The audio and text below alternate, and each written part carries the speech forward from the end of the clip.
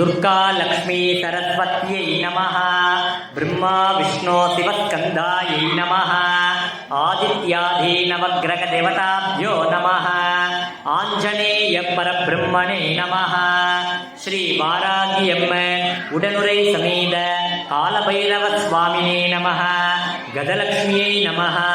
श्री कालिंगनर्दन कृष्णायै नमः। श्री नागातम्मन मारियम्मन सप्तकन्नियम्मन अंगाल परमेश्वर्यै नमः।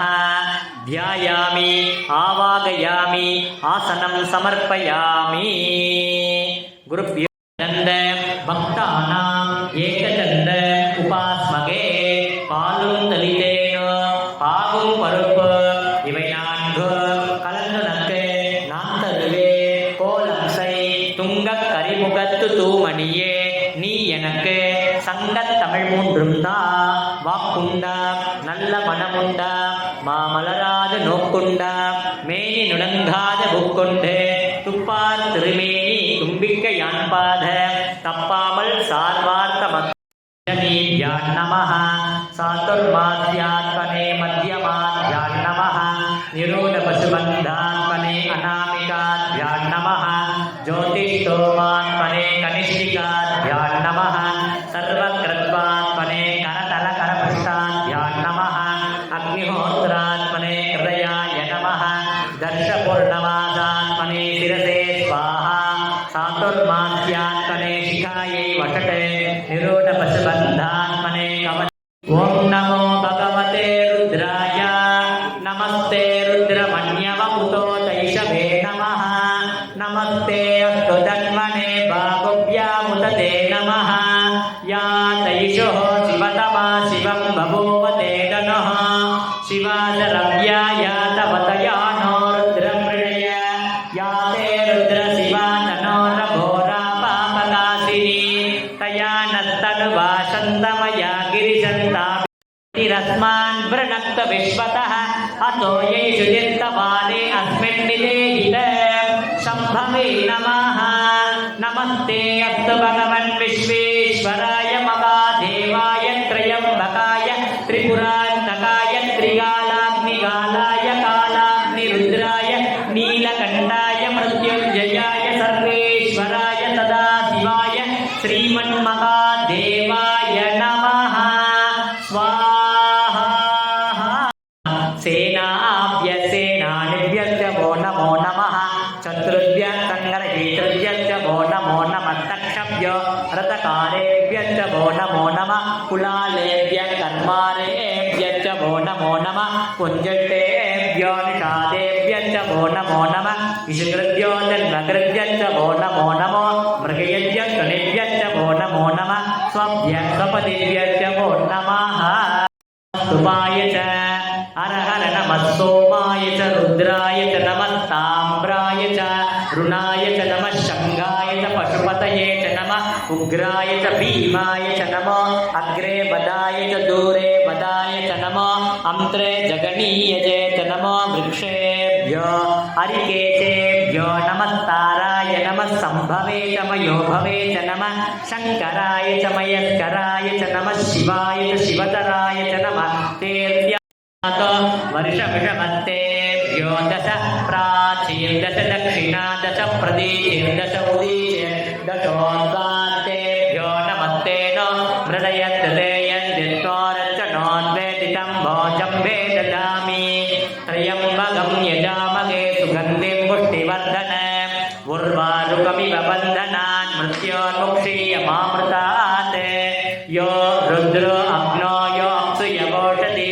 यो रुद्र कल्पता यज्ञो यज्ञेन कल्पता एका च मे तिस्रश्च मे पञ्च च मे सप्त च मे नव च मे एकादश च मे त्रयोदश च मे पञ्चदश च मे सप्तदश च मे नवदश च मे एकविंशतिश्च मे त्रयोविंशतिश्च मे पञ्चविंशतिश्च मे सप्तविंशतिश्च मे नवविंशतिश्च मे एकत्रिंशच्च मे त्रयत्रिंशच्च मे शतस्रश्च मे अष्टौ च मे द्वादश च मे षोडश च मे विंशतिश्च मे चतुर्विंशतिश्च मे अष्टाविंशतिश्च मे द्वात्रिगं दत्त मे षट्त्रिगं दत्त मे षट्वारिगं दत्त मे चतुष्षट्वारिगं दत्त मे अष्टराजं ब्रह्मणान् ब्रह्मणस्पत आनशृण्वन्नोदरति ददाधनम्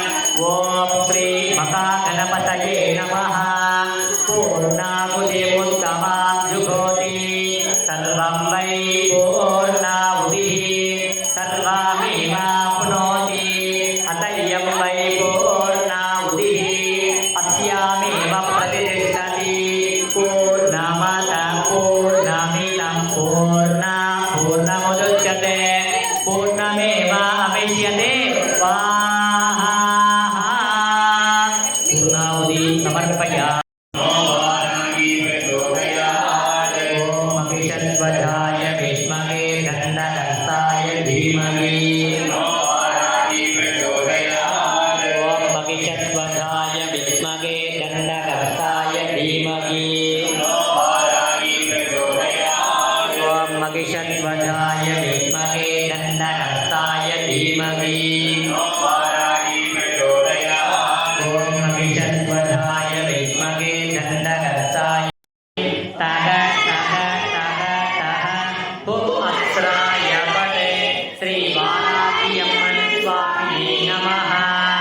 ॐ ऐं क्लौं ऐं नमो भगवति वाताळि वाताळि वाराहि वाराहि वराहमुखि वराहमुखि अन्धे अन्धिनि नमः रुन्धे रुन्धिनि नमः जम्भे जम्भे कटिजिह्वा सम्पन्नं गुरुः शीघ्रम् अद्य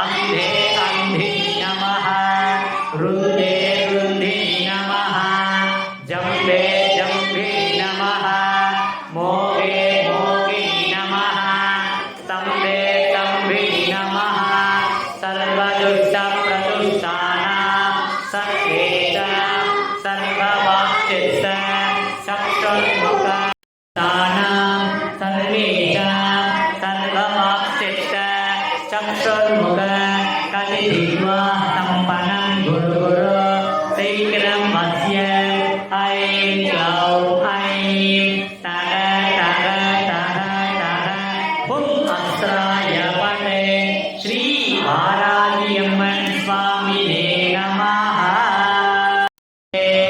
पद्मासनस्थिते देवी परब्रह्मस्वरूपिणी परमेशी जगन्माता महालक्ष्मी नमोस्तुते श्वेतांबरधरे देवी नानालङ्कारभूषिते जगत्स्थिते जगन्माता महालक्ष्मी नमोस्तुते महालक्ष्मी अष्टकं स्तोत्रं यत् पठेत् भक्तिमान् नरः